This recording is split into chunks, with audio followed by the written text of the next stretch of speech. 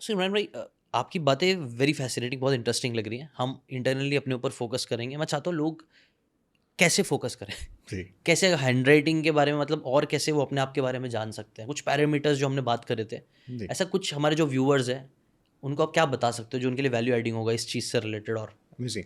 तो when I look into people's handwriting, मैं जब आपकी हैंड राइटिंग देखता हूँ तो I can identify certain levels of frustrations you undergoing in your life.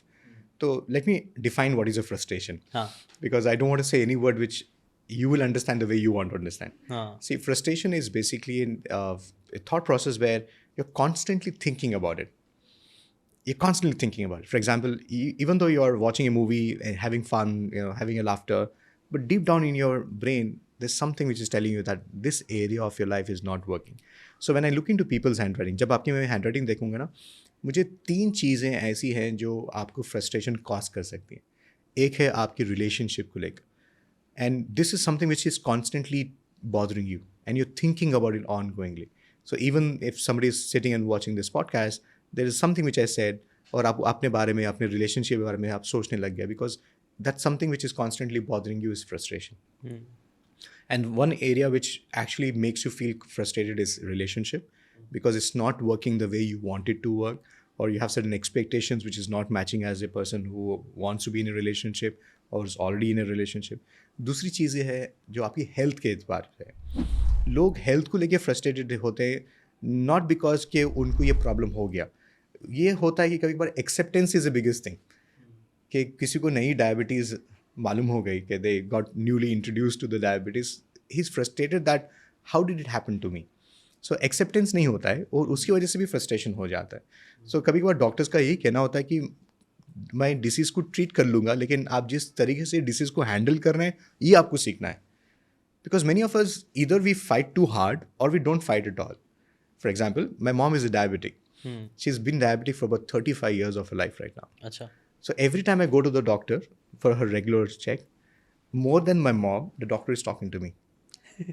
वो क्या बोलते हैं, इमरान तुम्हारे पेट में ऑलरेडी ये सीड है, इसको आपको देखना है, बिकॉज शी इज़ ऑलरेडी, आपकी मॉम डायबिटिक है तो आपको भी डायबिटिक हो जाएगा, check on your weight and so she he is constantly telling me this. तो गिवन सिनारियो एग्जाम्पल मैं बता रहा हूँ कि अगर मुझे डायबिटीज़ हो गया, अगर मैं डॉक्टर के पास जाऊँ तो डॉक्टर मुझे बोलेंगे देखा मैंने बोला, और मेरा सबकॉन्शियस क्या बोलेगा, मुझे तो मालूम था यह होने वाला है.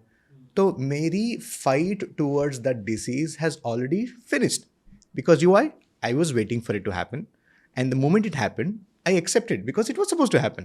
And the doctor is at peace because I knew it is going to happen because God.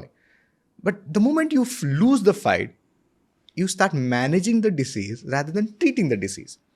How do you manage? Take the tablets, tablet से लो make a routine, check what you're eating, all these things will happen. But you need to really fight. That's why there is an emotion called as dejection. Many of us do this. हमारे body के एतबार से, हमारे दिमाग के एतबार से हम लोग ये डिजेक्शन को आगे लेके आ जाते हैं. Detection is you giving up on people, you're giving up on your own self, you're giving up on a disease. So that means to say that I have given up on my, मुझे आना ही था तो आ गया अभी, तो I'm going to be there. No, you're not fighting it. There are ways to reverse diabetes. There are processes which you can follow to fight it out, but you already lost it. Why? ये आना था ना, ये हो गया ना. And many of you do that. Relationship में ही होता है जिशान भाई, that people use dejection in a relationship. My husband is like that. वो कभी सुधरेंगे नहीं, वो कभी समझेंगे नहीं. My dad will never understand me. So आपने already वहाँ पे हथियार डाल दिया because you're dejected कि नहीं होगा.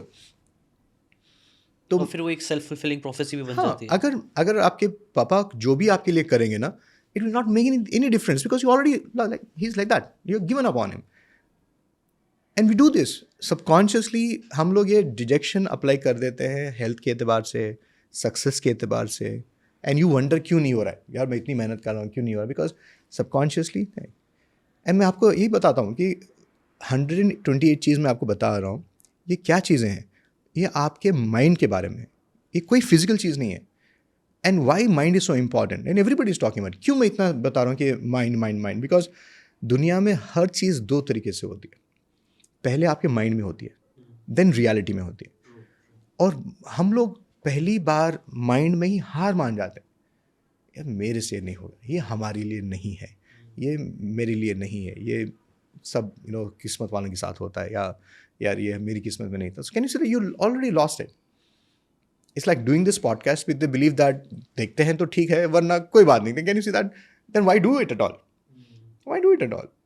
So can you see that we are operating on that way? So my focus is मैं जब आपकी एनालिसिस करूँगा ना मुझे आपके माइंड पे काम करना, मुझे वहाँ पे आपको जिताना है पहले. अगर आप वहाँ पे जीत गए ना आप कहीं पे भी जाके जीत लोगे. True. Because though मैं on a lighter note हमेशा ये बोलता हूँ, the only person who's stopping you from becoming who you want to become is your own self. आप अपने आप लाइक आपके खुद के रास्ते में खड़े हुए.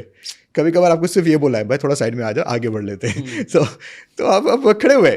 Nobody is stopping you. And because you don't see that, आप सब लोगों को बुरा बोलेंगे. Like my wife is not understanding, my boss does not support me, my father is not doing that, my husband is not right. Sometimes it's just you. Okay? Yes. Just you. It's you versus you.